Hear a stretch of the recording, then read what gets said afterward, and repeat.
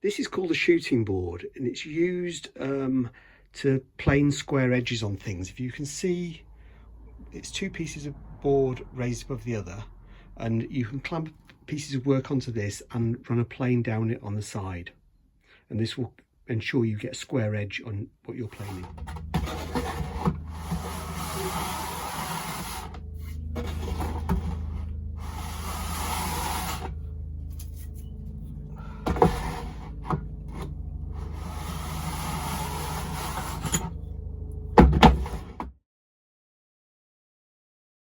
Something I needed when making the top and the back of the guitar was the ability to hold two thin sheets of wood together to join the two pieces of wood that make the back and the front, as in the back and the front is each made out of a piece of wood, two pieces of wood that are what are called book matched, so they reflect each other.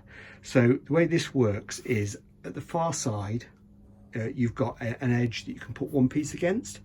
Down here we've got movable clamps that can hold the other side, and then this bar goes on the middle and is clamped down across the joint, and if you can see it's got a rock to it. It was planed to have a curve on the bottom edge, so when it's clamped it will hold pressure all the way across.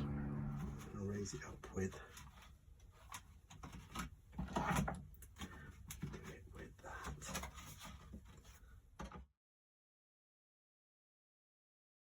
This is my go bar deck, and at the moment it's top of the guitar clamped on because we're clamping in gluing in some of the braces to reinforce the sound hole. But as you can see, it's got a top and a bottom to it.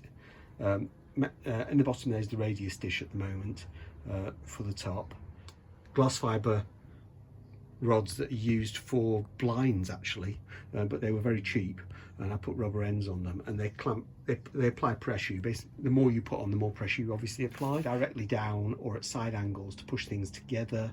And you have an awful lot of control over your clamping with this, and you can clamp very complex, very detailed shapes. Obviously we're clamping something with a curve here, and I don't think of any other way you could actually do this.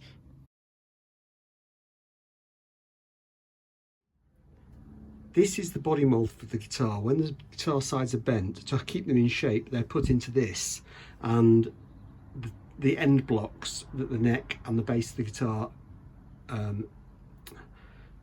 are used to join the two sides together, and then most of the work on them until you glue the back and front on is done within this. Of course you need to be able to get it out when it's finished, so up here we've got a pin that can be taken out, and when the pin's taken out you can split the mould and get the body out once it's finished. If you look at how it's made here, there's 4 sheets of MDF. Each one had the guitar kit shape cut out of them. They were then paired up, and 2 were cut at this point and 2 were cut at this point to make an interlocking hinge, and you have the same at the top there, so it interlocked together. Once it was all glued together and assembled, it was then sanded around to get a nice smooth edge here, using the kind of a bobbing, a rotating sander. And here you can see that we've got a guitar body actually in the mould to show how it works and holds it. Okay, these are my radius dishes. They've appeared in a couple of videos, but I thought it was worth an explanation. They're dished to the same radius all the way across. This one's 15-foot radius, that one's 28-foot radius. This is for the back radius, and this is for the top radius. If you put a straight edge across there, you can see how it's a very slight radius, sort of dished in there.